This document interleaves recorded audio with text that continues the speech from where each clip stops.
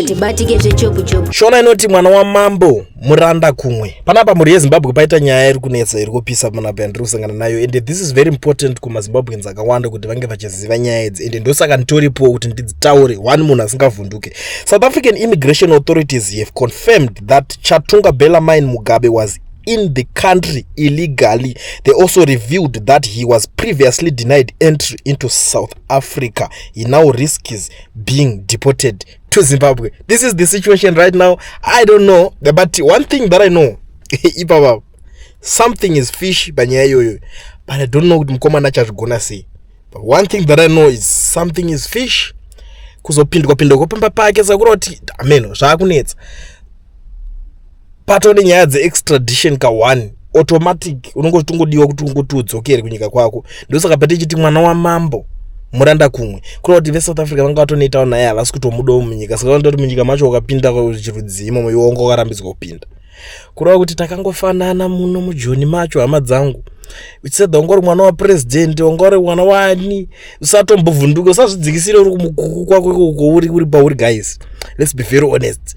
We are all the same. Tese munomu tiri waranda. Inonzi mwana wa mambo muranda kumwe. Zvekuti chero kana mwana wa current president aripo izvezvi chero kana mwana wa Idi akatoya munomu kana vakatomuti zvakati hatisi kuda, panongotambwa iri kurira iyoyo.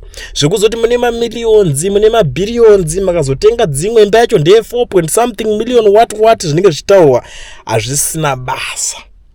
Ndo nyaya inenge iripo guys. Saka ndangoti ndingofarana panapa ndichingokuzivisai nyaya iyi so that tizoona kuti nyaya dzemukomana padzinenge dzichienda ane matongerwo achazoitwawo panyaya dzacho dzidzidzi. But vamwe vari kuti hanzi anogona kubuda, don't worry about nyaya iyoyi, but vamwe vakati kutarisira kuti mukomana uyu anobuda kunenge kwakutopengawo kwenyu because nyika iyi vatotaura kuti nyaya yacho ngainyatsomakwa sure kuti yashandwa. But I will come back ndonyatsotaura nezvazvo. This time ndangopfura ndingokuzivisai kuti mukomana ari munyika zvisiri pamutemo akangopindawo asitorina bepa rakadhindwa. Kana pachinzi munhu apinda zvisiri pamutemo hatisi kuti mufana uyu haana passport, anayo but haina kudhindwa ba. Saka vakapinda zveskillful. Saka kureva kuti pamwe akapinda akagarira garwe kumusana, kana kuti akapindawo nematragi, kana kuti akapindawo nechi whatever, kana kuti ndaone kumvura iko kune kuchienda nevamwe. Musazvidzikisire guys, tese tingori muchinhu ichi mahwani edu ndo mambiri rakaita zvinhu zvacho. Saka ndakuti ndingopfura nepanapa ndichingokuzivisai ndisati ndaenda zvangu because handifari kutambisa nguva. Vanhu vese vari muSouth Africa muno vari kuda kuregisterwa makambani nekuvhurirwa maFNB business accounts vasina mawork permits kana mastudy permits.